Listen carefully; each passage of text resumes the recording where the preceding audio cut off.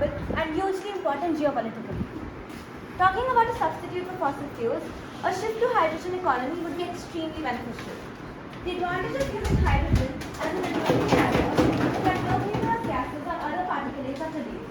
South Africa has several assets relevant to hydrogen: expertise in the Fischer-Tropsch process, abundant renewable energy resources, and major production capacity of PG gas, and are thus not lacking in any sense for this transition Those towards things not on hydrogen economy.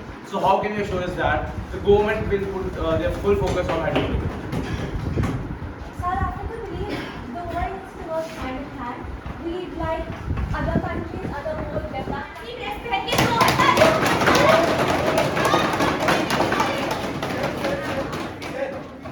Sir, please. Sir.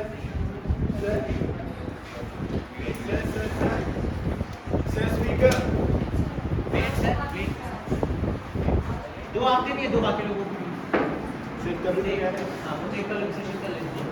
Ma'am ये portfolio please. इसमें दिया नहीं। हाँ ये portfolio. जी बोलिए। राहुल गांधी की बात करते हैं कि शिव भक्त हैं।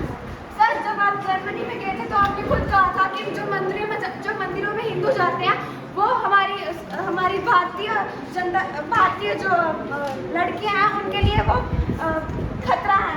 और आपने 2008 में ये भी कहा था कि एलईडी खतरा नहीं है, हमें हिंदुओं से खतरा।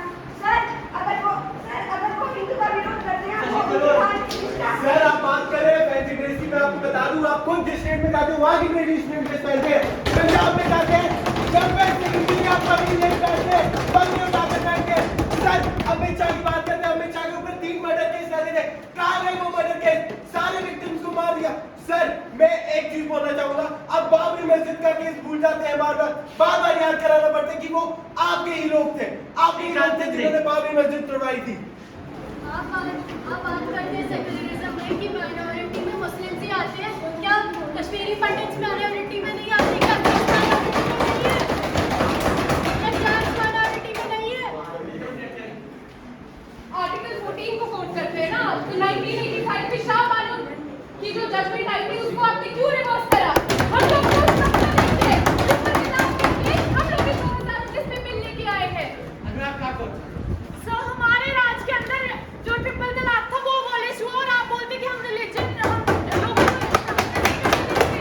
और ऊपर से जो हमारा फार्मर्स प्रोटेस्ट है उसको आप 6 मिनट बिताते हैं और फिर हमें बोलते कि हम रिलीजन में इक्वालिटी रखते हैं। सर आप लोग कह कैसे सकते हैं कि 2014 से पहले लिंचिंग हुई नहीं? सर 11, 12, 13, 1984 एक्ट में इतनी ज्यादा लिंचिंग हुई है कि हमारी पार्टी के 4 सालों में इतनी लिंचिंग हुई। सर आप लोग अपनी सिर्फ जेब भरने में काम करते हैं। हम भूखों का पेट, गरीबों की जेब और इस भारत को नंबर 1 बनाने का प्रयास कर रहे हैं। सर, आप कहते हैं कि हम स्टेट में जाके उनके ट्रेडिशनल ड्रेस पहनते हैं, बट एटी साहब की तरह इलेक्शन से पहले थोड़ी ना पहनते हैं।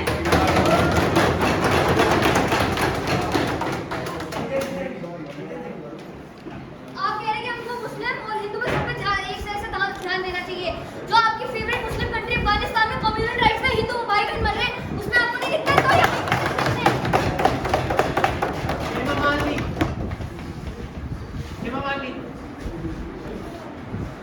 आप लोग जो आज लोगों की फिक्र कर रहे हैं वो फिक्र कब कहाँ चली गई थी जब कश्मीरी माइनॉरिटी, कश्मीरी पंडित वहाँ पे रहते?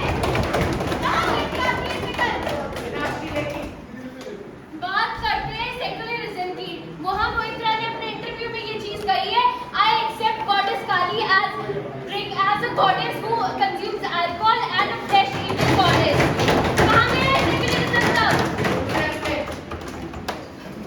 आप कश्मीरी पंडितों की बात करते हैं। आप मुझे बताइए 370 हटाने के बाद आप कितने कश्मीरी पंडितों को कश्मीर में बैठ के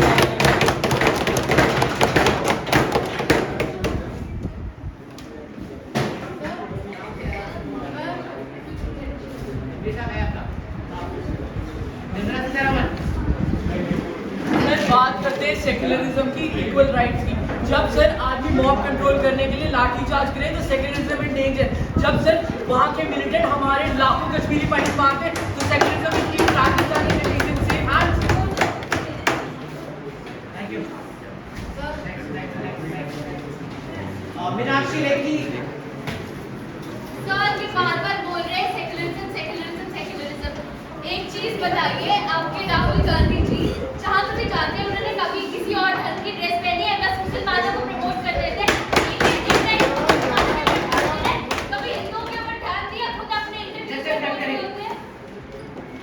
आप सबके पास गूगल तो होगा ना। मिनिस्ट्री ऑफ माइनॉरिटी अफेयर्स खोलिए, अपने फंड्स देखिए। 9,853 करोड़ आपके टेन्योर के टाइम में, और हमारे टेन्योर के टाइम में 16,175 करोड़ खर्चा है उन लोगों ने माइनॉरिटीज पर।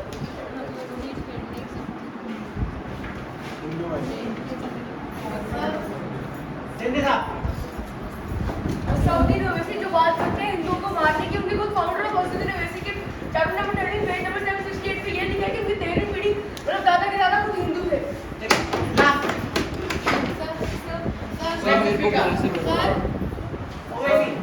अरे 17% रिजर्वेशन मांगी थी 10 कॉलेज हैदराबाद में बुलाने के बाद आपने दी। आपने एक चीज कही, अपने मुसलमान अपनी स्टेट में रखो, बाहर मत निकालो। ये स्टेटमेंट थी आपकी बीजेपी की, और आप कहते हो आपको सेकुलरिज्म से प्यार है। सर ड्रेसेस की बात मत करो, हमारी ड्रेसेस बात क्रिटिसाइज हो रही थी आपके नेशन में।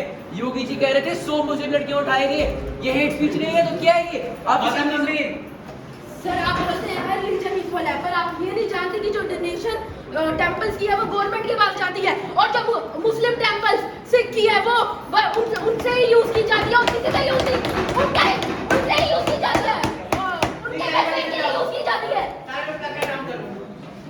Provide certain privileges to their countries that would encourage the people of the countries to increase the population rather than banning the abortion. Okay, talking about women rights, so let me clear you. Writing the rights on a piece of paper won't change everything. You have to bring the change in the society in order to bring the change in the country. And to change the mindset of the society, you have to change the mindset of the young generation that is in our country to lead to a better future. And let me clear you, at the end, someone well said that the change comes from within you and you have to bring the change. Thank you and have a nice day. Strips off the right of deciding whether they want to give birth to a baby or not. So for all the countries,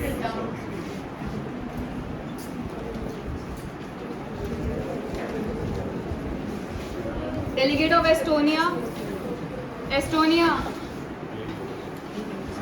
The next delegate is delegate of UK. Please be prepared. साथ में बोलती हूँ क्योंकि यही वो party है जिसके खिलाफ अगर चले जाओ या इनके साथ ना बोला जाए तो बस वो एंटी नेशनलिस्ट कहलाए जाते हैं। तो मैम अगर ऐसी बात की जाए, ऐसे कितने लोग आके इनके कपड़ों पे बातें करके जाते हैं, इनकी किन चीजों पे बातें करके जाते हैं जिन पे ये ट्विटर पे आके अपने रिएक्शन देते हैं, क्योंकि मीडिया पे आने की इनकी हिम्मत नहीं होती और लोगों के सामने आके अपनी जो चीजें आज तक ये चलाते गए और आज तक ये जो चीजें करते गए वो बताने की हिम्मत नहीं है। पहले आके मोदी जी कह जाते हैं कि हाँ हम बदलाव लाएंगे, हम कांग्रेस को पीछे छोड़ेंगे, हम बदलाव लाएंगे। तो आज देखा जाए इस हिसाब से कितने फार्मर सुसाइड भी हुए हैं, कितनी सारी चीजें हुई है जिसके ऊपर कोई रिएक्शन अभी तक इन लोगों के निकले नहीं है। क्यों? क्योंकि यही वो पार्टी है, हम लोगों के ऊपर इन लोगों का इल्जाम लगता है कि हम स्कैम्स करते हैं, जबकि ये वो पार्टी है जिनके पीछे डेटा जो इनका होता है वो कभी सामने नहीं आता। वो फार्मर से रिलेटेड हो, वो किसी और चीज से रिलेटेड हो, आज तक इनका डेटा कभी सामने नहीं आया है। एंड इसी रीजन से मैं कहती हूँ कि कोई भी इंसान जो इनको वोट ना दे वो इनके खिलाफ है। Thank you. ट्वीट किया, एक्चुअली मैंने वो ट्वीट किया जिसको इन्होंने डेफमेशन कंसीडर करके मुझे जेल में डाल दिया 2 times, it was not once. तो स्मृति ईरानी क्या कह रहे हैं कि आप ऐसे होता कि सारे कांग्रेस वाले अंदर होते, तो मैम आपने एक को तो डाल दिया, आपने सबको भी चढ़ एक लाइन में। और दूसरी चीज ये आप कह रहे हैं कि हम एंटी नेशनलिस्ट हैं। मैंने दलित्स के लिए कितना काम किया, वो मेरे नेशन के लिए नहीं किया मैंने, उसके लिए भी मैं एंटी नेशनलिस्ट हो गया। सिर्फ मोदी के लिए क्या बात क्या लिखी इसके लिए, हम एंटी नेशनलिस्ट नहीं है, माइंडसेट है ही नहीं हमारा। बस ये कंसीडर जो अपोजिशन पार्टी है उसको बस एक प्रोपेगेंडा है कि हमें डिफेम करना है एंटी नेशनलिस्ट बोल के। बीजेपी हमें सीधा दिखा रही है कि उनको कोई फर्क नहीं पड़ता उनकी जनता उनके बारे में क्या सोच रही है। जब तक उनको वोट मिलते रहेंगे तब तक उनको कोई फर्क नहीं पड़ेगा। इसलिए हम कह रहे हैं कि कांग्रेस को लाइए, हम आपकी बात सुनेंगे, हम आपकी फीलिंग्स को कंसिडर करेंगे, हम आपको बोलने देंगे, हम आपको सप्रेस नहीं करेंगे। क्लास का मैंने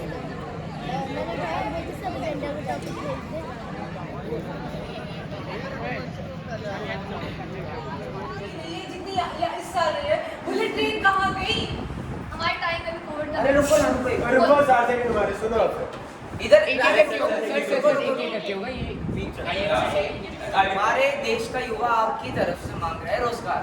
जब हमारे देश के सिटीजन से आपसे विश्वास मांगा था तो आप कहाँ थे? आप लोगों ने उनको विश्वास नहीं दिया, आपने उनको वादे किए लेकिन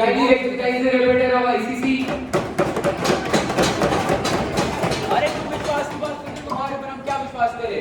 जब डॉलर 80 पर जा रहा था तब तुमने बोला हमारे फाइनेंस मिनिस्टर को कोविड और घर में बिठा दिया, ये विश्वास है तुम्हारा? ये पूरी 117 करोड़ भारतवासियों ने हम पर विश्वास करके हमें इस गवर्नमेंट को बनाया है। सर, हम ऐसा काम कर चुके हैं तो आपने अपने पूरे टाइम में नहीं किया sir. There is one ball called full toss and one ball is called Yorker. Yorker क्या होता है? जो बिल्कुल ऐसे आता है. If you are 3 steps ahead, you can convert that Yorker into a full toss and hit for a 6. And that's what exactly you have to do in your life also. You have to stay ahead and you can achieve things. हार नहीं मानूंगा, जीत के ही ठानूंगा, रूठे रब को मना के ही मानूंगा. दुआओं में शक्ति है, घर ऐसी भक्ति है, मान जाएगा यार वो आखिर बख्शनहार वो. बस थोड़ा देर दर हिम्मत नहार शुरेवर, इम्तिहान खत्म हो जाएगा फिर से अच्छा दिन आएगा. So never ever lose patience. Sometimes you might not be doing well, sometimes you might not be getting good marks, but life is not all about marks. Life is beyond that. But ever keep on trying things. Keep yourself motivated. That way only you can achieve things. The problem is that nowadays, all of us tell us, because my parents, everybody had been saying, you have to become a doctor, you have to become an engineer, you have to become a scientist. But कभी हमें किसी ने बोला नहीं कि you have to become a good human being and a good citizen. Nobody ever said. Nobody taught us for that. So what we have to do is we have to be good citizen. Vajpayee ji said one thing, because nowadays when we talk about nationalism, when we talk about patriotism, everything has become too politicized. He said, जब मैं देश की बात करता हूँ, मेरा देश ये सिर्फ धरती का टुकड़ा नहीं है, ये एक महापुरुष है. इसके कंकर कंकर में शंकर है, इसकी नदी नदी में गंगा है. कल जब मैं मर जाऊंगा और इस गंगा में बहाया जाऊंगा, उसके साथ अगर कान लगा के आप देखेंगे, वहां से भी आपको आवाज आएगी, भारत माता की, भारत माता की. Yes, अब आया ना जोश. तो this is what we have to do. Now I'll be sharing some of the things with you, because when we talk about United Nations, the best important thing is United nation क्यों बना था? सबसे बड़ा role क्या था United nation का? Piece. और ये अमन जो है ना, अमन हमारे लिए बहुत जरूरी है. Pradeep Datta, sir, is absolutely an inspiring personality. I don't know how many of you have heard him. He was there in the war-torn Ukraine. He spent, quite a good number of period of time there in Ukraine, reporting for Times Now, and he was sharing some unbelievable incidents that has happened to him. For me, he is no less than a soldier without the gun. So we can give him a big round of applause, please. We are really proud of you, sir, for whatever you're doing for the country. You are no less than a soldier for me. I would also like to thank all the executive body members, the delegates who have come here, my teachers and the organizing committee members, right from the president to everyone who's worked, toiled hard to see to it that these 3 days go very well.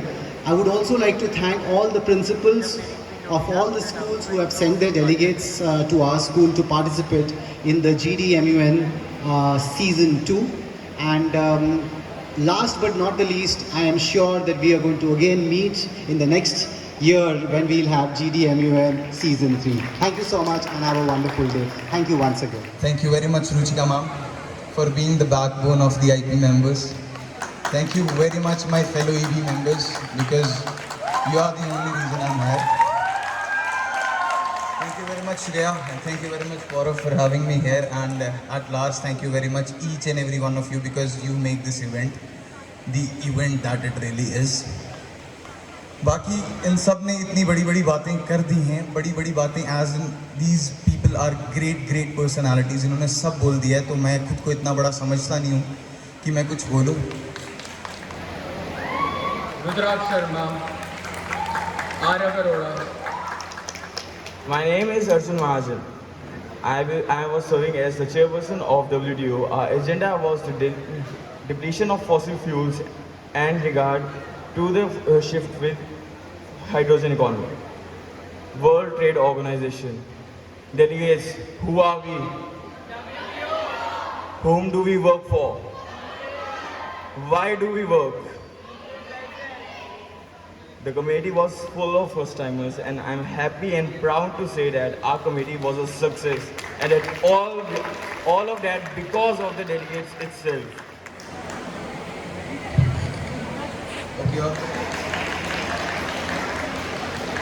Chair the biggest committee of this conference, the UNHRC.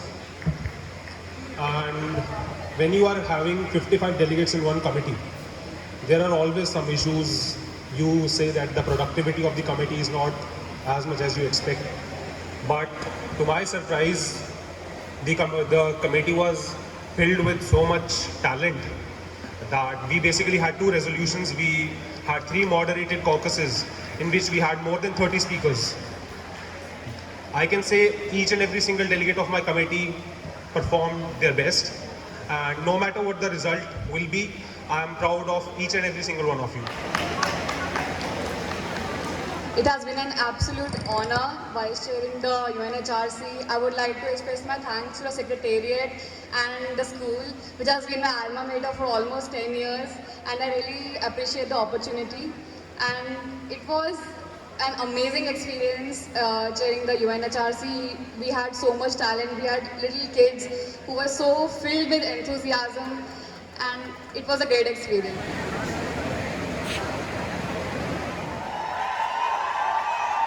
जय हिंद, जय श्री राम सभी को।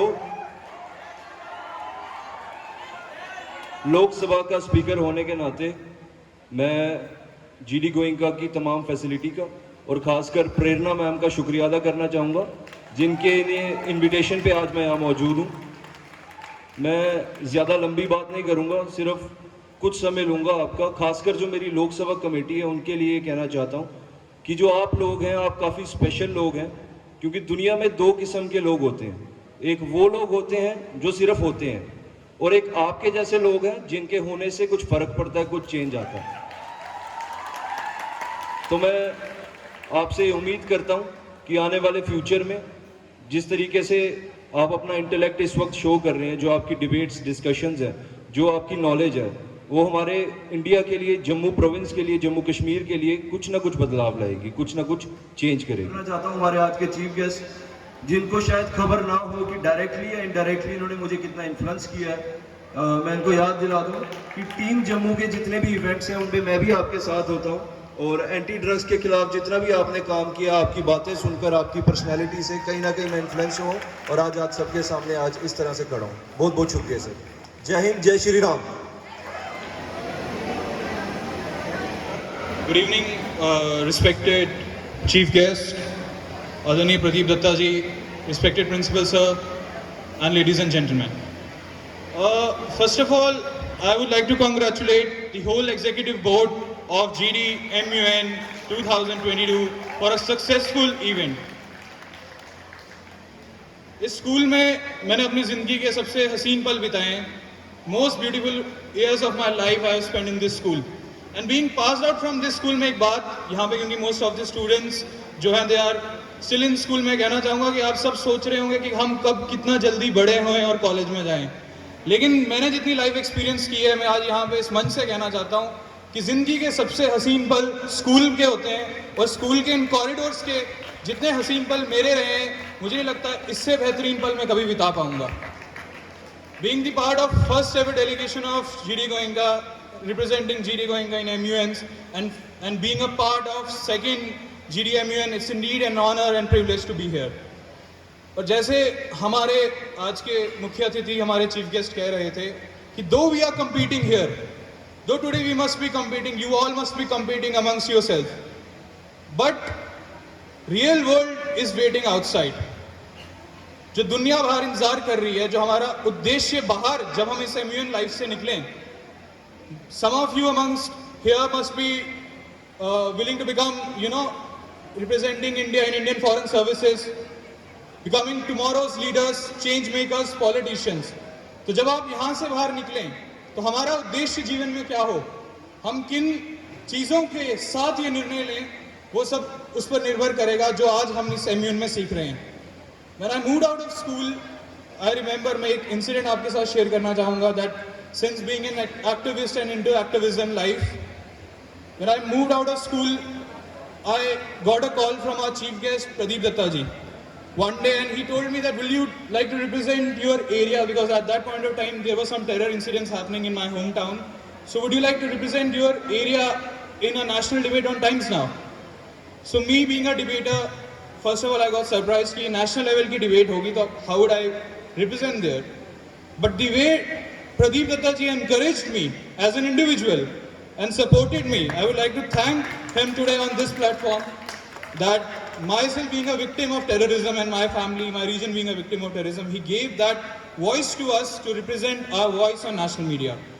और मैं कहना चाहूँगा कि एक अहमद फराज का बहुत मशहूर शेर है कि जो आप सबको यहाँ से जब आप बाहर निकलें तो दिशा देगा कि मंजिल तो मिलेगी भटक कर ही सही, मंजिल तो मिलेगी भटक कर ही सही, गुमराह तो वो लोग हैं जो घर से निकलते ही नहीं.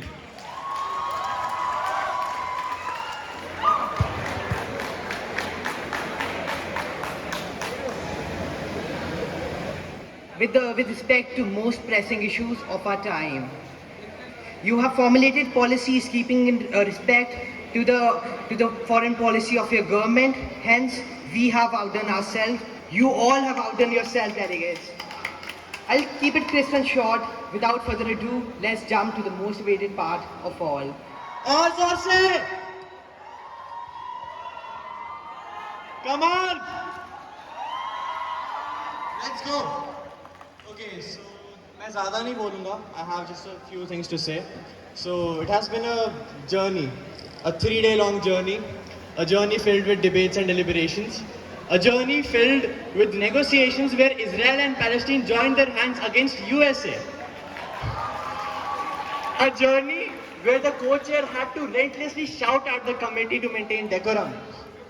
But well, just as every journey has to come to an end, so does this one. So before concluding, I just wish I could inspire just one single delegate to continue his MUNing experience. Because you know, मेरे को ना मेरी mummy बहुत बोलती है कि यार विहान तू पढ़ाई भी करता है, तू MUNs भी करता है, like you know ये सब छोड़ दे, पढ़ाई कर and whatever. But you know, like everyone says, you know, you're a jack of all, master of none. But nobody knows the full statement. The full statement is a jack of all is a master of none, but still better than a master of one. So I believe everyone present here becomes a master of a lot of things, hopefully, and without any further delay, I'd like to hand the mic to my co-chairperson Saisha Ganju, and a special thanks to Saisha and Sumedha for handling me and the whole committee. Thanks a lot. Okay, so being invited as the co-chair of this committee in this event was so special to me, not only professionally, but coming back to these premises was so emotional and special. जब मैं debates करती थी ना, मेरे को बोलते थे छोटा पैकेट बड़ा धमाका. And I'm so happy to see so many youngsters take that title away from me, and this was so special. And as the youngest executive board members here, we don't need to say anything else other than we know in our city we are the young gods. So now to the verbal mentions. Okay, so I'm Sumedha. I'm the rapporteur of the United Nations Security Council, and I am from Present Asian Convent. We have not had a school delegation. I had to barge into sister's office one day before and take leave for coming to GDMUN, and trust me, it took guts. It took a lot of guts. Left me with beautiful memories is truly overwhelming, and I just feel very refreshed, like in ICC committee, the new faces there, and the way they presented their stance, it was really, I had a really great time. Thank you.